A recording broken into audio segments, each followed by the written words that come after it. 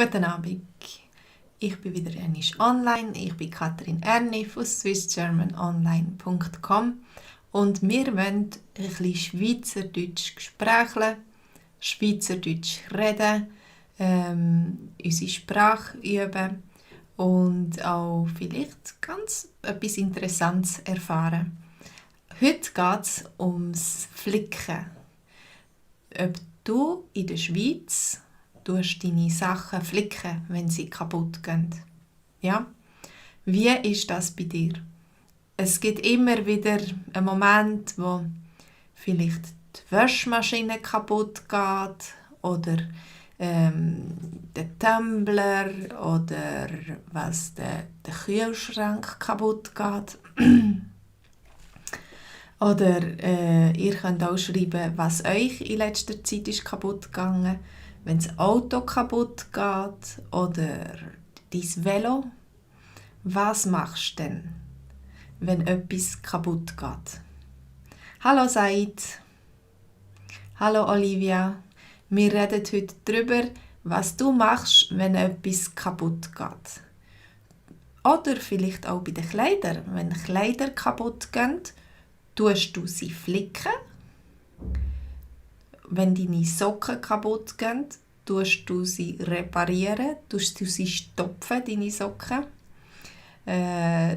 Oder tust sie fortgehen und ein neues Paar kaufen. Was machst du, wenn bei dir etwas kaputt geht daheim? Sehr wahrscheinlich kommt es auch darauf ab, was das für Sachen sind. Olivia, dein Velo ist kaputt gegangen. Ich hoffe, es war nichts Seriöses. Hast du es selber flicken? Oder hat es vielleicht deinen Mann geflickt? Man sagt ja manchmal haben Frauen das Gefühl, dass sie vielleicht das nicht selber machen können oder sie machen lieber andere Sachen und man tut das den Männern delegieren. Aber man kann auch selber etwas flicken, oder? Bist du jemand, der selber flickt? Oder tust du das delegieren oder bringst es in Service? Manchmal tut man lieber ein bisschen Geld zahlen und dann ist es schnell gemacht und gut gemacht und man kann es wieder brauchen. Das Velo zum Beispiel. Ja, also es ist schade, wenn das Velo kaputt ist, dann kann man das gut flicken. Meistens kann man irgendwie Teile ersetzen oder so und dann nachher kann man mit dem Velo noch lang fahren und man muss nicht gerade immer alles fortgehen und wegrühren, wenn es ein bisschen kaputt ist. Wie habt ihr das? Zum Beispiel, ich tue häufig Sachen sammeln und denke, ja, wenn ich dann Zeit habe, dann kann ich das flicken, dann kann ich das schön machen, zum Beispiel auch Kleider oder so, oder Socken. Ich habe Socken, die meine Großmutter noch gelismet hat und die sind lang schön gewesen und die haben ein bisschen kleine Löcher. Und dann denke ich, ja, ich kann das auf die Seite tun, wenn ich einmal Zeit habe, tue ich die flicken. Weil meine Großmutter lebt nicht mehr und von ihr komme ich keine neuen Socken über. Und sie hat wirklich gute Socken gemacht.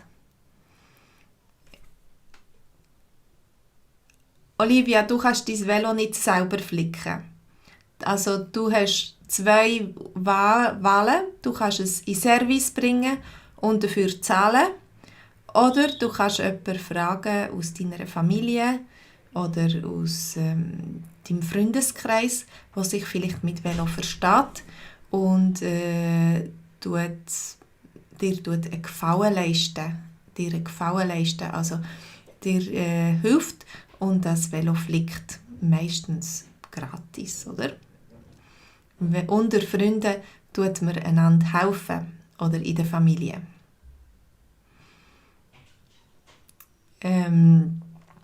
Also, was sagt ihr? Seid, was machst du, wenn bei dir etwas kaputt geht? Wenn deine Finken kaputt gehen oder deine Schuhe, bringst du sie zum Schuhmacher und kannst sie dann noch ein Zeitchen brauchen oder du denkst, nein, die fallen gerade fort. Ich habe lieber neue Schuhe. Ich tue nicht gerne in geflickten Schuhen rumlaufen. Oder da auf dem Bild, da haben wir jemanden, der in der Wohnung ist und es tropft von oben, weil es einen Rohrbruch hatte. Irgendwie beim Nachbar oben hat es eine Überschwemmung gegeben oder in der Wand. Das Rohr ist vielleicht nicht mehr dicht und es läuft Wasser raus. Und dann gibt es so einen Schaden und manchmal läuft so viel Wasser raus, dass es sogar tropft. Oder wenn du unter dem Dach wohnst und das Dach nicht dicht ist, vielleicht ein Block mit einem Flachdach oder so, dann nachher kann es, wenn es regnet, auch reinregnen.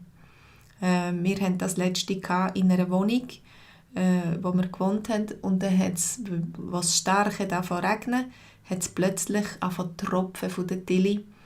Und was machst du dann, wenn es plötzlich von oben anfängt zu tropfen?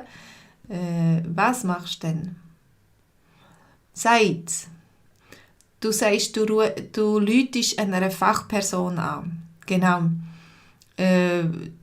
Du kannst jemanden kommen, zum Beispiel, wenn es um Wasserleitungen und so geht, dann kannst du einen Sanitärinstallateur kommen.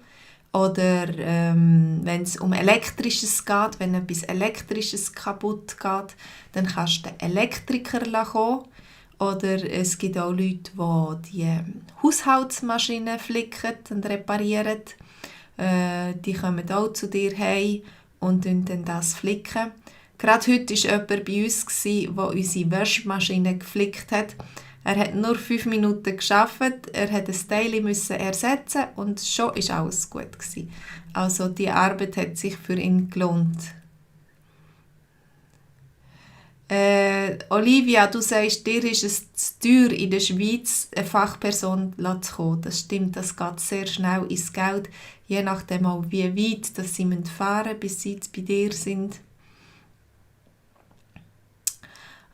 Olivia, du sagst, du läutest deinem Nachbar an. Dein Nachbar, der ist vielleicht einer, der so ein goldiges Händchen hat, wo ganz gut Sachen flicken kann, wo manuell sehr gut ist.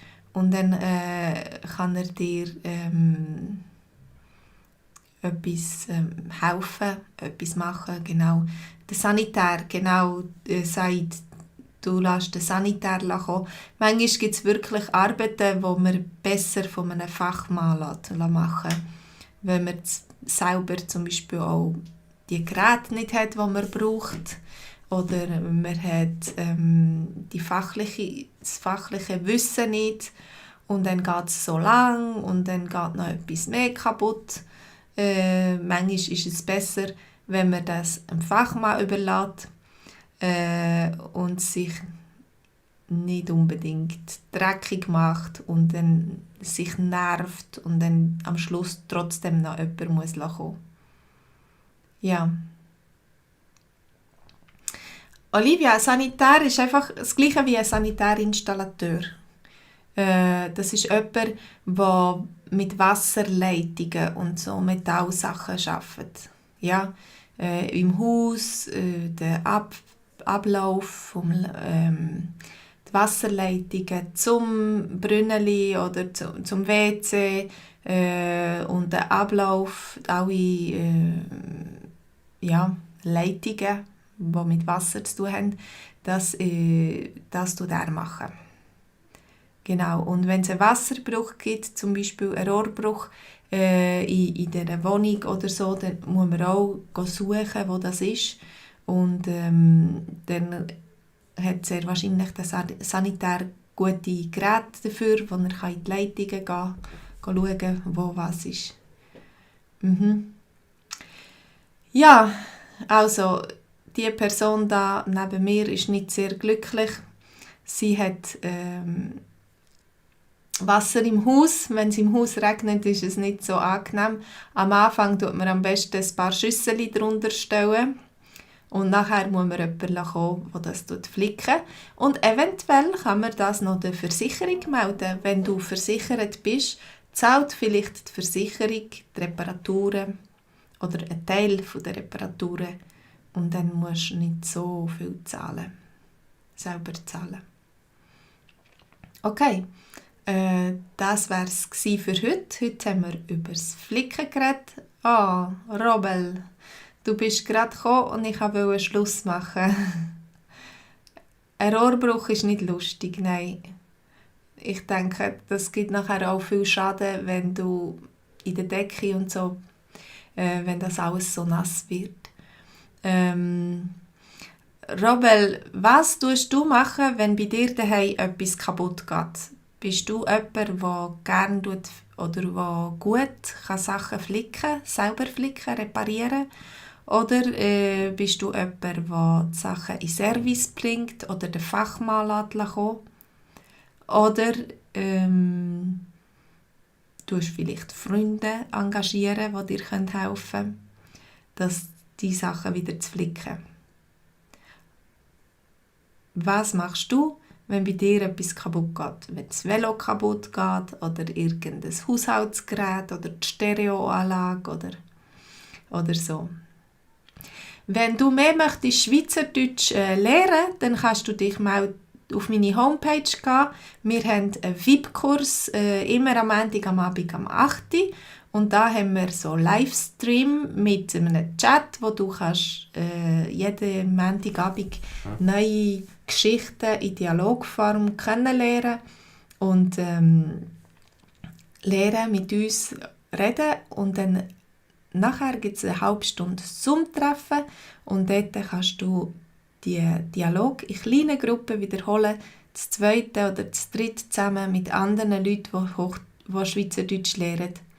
Also wenn du möchtest, dann kannst du das 30 Tage lang gratis ausprobieren. Geh auf meine Homepage und du auf den VIP-Kurs klicken, kannst dich einschreiben und du kannst das 30 Tage gratis versuchen. Genau, Robel. Du tust selber mal reinschauen. Manchmal sind das ganz einfache Sachen. Zum Beispiel bei einer Waschmaschine kann der Ablauf verstopft sein. Und wenn du dort die Sachen ein bisschen rausnimmst, rausputzt, dann nachher ist das wieder gut und es läuft alles wieder tipptopp. Dann kannst du ein bisschen Geld sparen. Und wenn es wirklich etwas Grösseres ist oder wenn man ein Ersatzteil braucht oder so, dann nachher muss man halt jemanden kommen. Und es ist billiger, etwas zu reparieren, als wieder eine ganz neue Maschine zu kaufen, oder? Aber wenn sie dann schon alt ist, muss man sich überlegen, ob es sich noch lohnt, in eine alte Maschine zu investieren, wenn man könnte vielleicht eine neuere kaufen, die energieeffizienter ist. Auch. Also das ist immer die Frage, man muss das sich genau überlegen, auch beim Auto, wenn beim Auto etwas kaputt ist, wenn das Auto schon langsam alt ist, wie viel will ich investieren, was kann ich selber flicken oder ersetzen und was oder sollte ich das Auto besser verkaufen.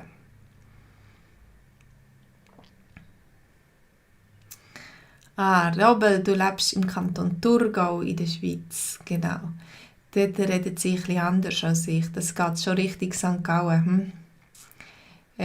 Super. Also wenn jemand von euch Lust hat, mehr Schweizerdeutsch-Lektionen zu haben, außerdem in dem Member Area, also dort, wo die Kursteilnehmer können auf die Homepage gehen können, dort hat es auch ganz, ganz viel Dialog und Geschichten und so von vorher, die wir früher gemacht haben. Jede Woche gibt es eine neue. Wir haben schon über 100 so verschiedene Dialoge. Also du kannst mal hineinschauen und dort stöbern und viel, viel lernen. Der Mostindien, Äpfelparadies, Robel, das sagt man im Thurgau auch. Here is my Indiana garden. Hallo. I don't understand Swiss German, but my mom and her siblings spoke it. Okay. Indiana, whatever your name is, you can subscribe to my Swiss German course And in this course, we have all the dialogues translated into English. So maybe you will be able to learn some more Swiss German with us. So take a look. Go to my homepage and click on VIP course, and you can have 30 days free access. So maybe if you feel like learning the language your mother spoke, you can come here and learn with us. There are plenty of old lessons, and every Monday at 8 p.m. we have a new lesson, and with afterwards with a Zoom meeting and speaking exercise. Said, wie viel Dialekt? Said, du fragst, wie viel Dialekt ich rede. Also ich habe am meisten Kontakt mit Luzerndeutsch, Zürichdeutsch und Berndeutsch und noch ein bisschen Freiburgerdeutsch. Ah, hallo Owen. Du hast heute dich eingeschrieben im Kurs. Super, also du kannst schon auf die Homepage gehen und all die Lektionen anschauen. So you can have a look at the archive and at the old lessons if you can't wait for the new ones. So I wish you good fun with our lessons and dialogues. Gut, also ich wünsche euch ganz einen schönen Abend. Bis am Montagabend. In dem Fall Owen, und vielleicht sehe ich jemanden von der anderen Seite, Seite oder die Frau aus Amerika, aus Indiana Garden. Die sehe ich euch auch am Montagabend. Bis zum nächsten Mal. Macht's gut. Tschüss zusammen.